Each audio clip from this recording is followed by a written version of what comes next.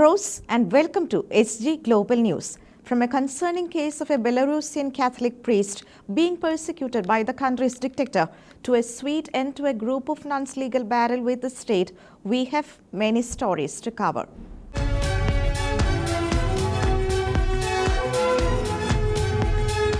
The harsh sentencing of a Catholic priest by a Belarusian court is now a cause for concern among Catholics worldwide. Despite claiming innocence, Father Henry Akatovich, a Catholic priest from Minsk, was sentenced to 11 years in prison for high treason by a Belarusian court. A Catholic priest in Belarus was convicted of high treason on Monday. Father Henryk Akhlatovich, who served as the pastor of a parish in Volozhin, a predominantly Catholic town approximately 70 kilometers west of Minsk, was arrested on November 17, 2023. Throughout his trial, the clergyman consistently maintained his innocence. The verdict, which had been under deliberation since November 25, was delivered in secret. Since his arrest, there has been virtually no contact with the priest. According to the Associated Press, prison authorities have refused warm clothing and food sent to him by supporters. Father Akhlatovich, a 64-year-old clergyman, had been openly critical of the government in his sermons. Belarus has been under the rule of Alexander Lukashenko since 1994, following the country's first election after gaining independence from the Soviet Union in 1991. Lukashenko has since served 6 consecutive terms as president. Dubbed Europe's last dictator, Lukashenko is widely expected to secure a 7th term in the presidential election scheduled for January 26, 2025. A spokesperson for the Vyazna Human Rights Center, which broke the news of Father Akhlatovich's conviction, stated that the harsh sentence was intended to intimidate and silence hundreds of other clergy members ahead of the upcoming election. The organization also reported that the elderly priest had already suffered a heart attack, battled cancer, and undergone surgery prior to his arrest. Despite his fragile health, he has been subjected to extremely harsh conditions on what are widely regarded as politically motivated charges. According to Vyazna, Father Akhlatovich is among 1,265 political prisoners currently detained in Belarus. Many other clerics, including Catholic, Orthodox, and Protestant leaders, are also incarcerated. Scenes of mask-wearing people in a Chinese hospital are making rounds on social media. The Chinese authority, which confirmed the outbreak of the HMPV virus, says that it is just a winter fever and issues a set of precautionary instructions. Photos and videos of mask-wearing people queuing up in front of the hospital are making rounds on the internet. Netizens are fearing that a COVID-like situation may arise. Beijing, which issued a press statement to address such concerns, has confirmed the outbreak of the HMPV virus, which was discovered in 2001. Chinese Foreign Ministry chairperson Mao Ning rubbishes the claim that the HPV virus is similar to the coronavirus and said respiratory infections tend to peak during the winter season. Reassuring citizens and tourists, she said, "I can assure you that the Chinese government cares about the health of Chinese citizens and foreigners coming to China," adding that it is safe to travel to the country.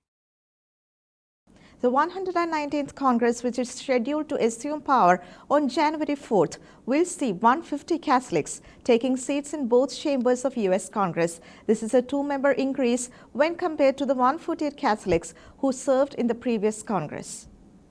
Catholic representation in the U.S. Congress sees a slight surge as it sees a 2-member increase from the previous Congress. According to a report compiled by Pew Research, the 119th Congress will see 150 Catholic lawmakers sitting in both houses of the chambers, in which 126 Catholics served as House of Representatives and 24 Catholics served as senators.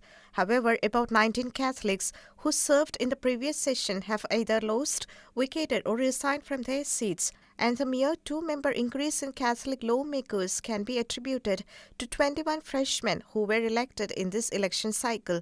Even though 6 members short from the previous session, Protestant Christians still hold the distinction of being the largest religious group in the Congress.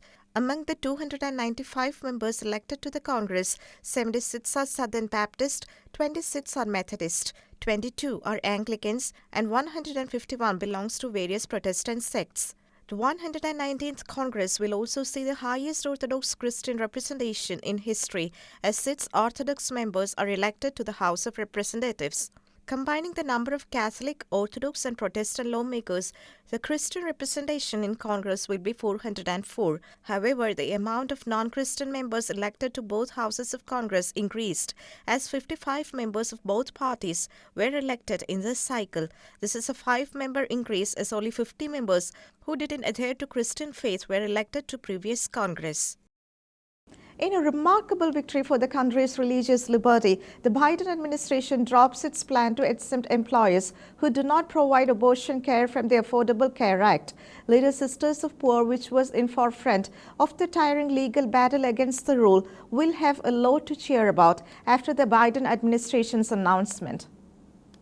In a significant win for America's religious liberty, the Biden administration has withdrawn its plans to restrict access to the Affordable Care Act exemptions for employers who decline to provide abortion and contraception coverage in their employee health plans.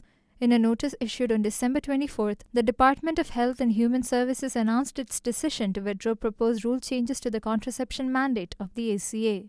The rule, if implemented, would have revoked the rights of various religious organizations to claim exemptions from the ACA requirement for employers to provide abortion and contraception coverage in their health plans. In explaining the decision, HHS stated that its mission is to allocate time and resources to matters more pressing than finalizing these rules. The Biden administration's announcement brings an end to a 14-year-old legal battle between the Little Sisters of the Poor and the federal government. The proposed rule was an extension of the Obama administration's mandate requiring employers to provide cost-free contraceptive coverage to employees under the ACA. The sisters, who celebrated a legal victory in 2016 when the Supreme Court rescinded the Obama-era rule, are still fighting for their religious liberty in California and Pennsylvania, as courts in these states have continued to challenge the exemptions granted to the sisters by the nation's highest court. Beckett, a Catholic civil rights organization whose legal group represented the Little Sisters of the Poor in the Supreme Court, praised the Biden administration's decision to rescind the proposed rule in a post on X. As a pointed reminder to federal and state administrators who gave the Little Sisters of the Poor a hard time over the past 14 years, Beckett concluded the post with a statement, quote, "Suing nuns is never a good idea," end quote. That's all for today. Until we meet again, God bless and thank you.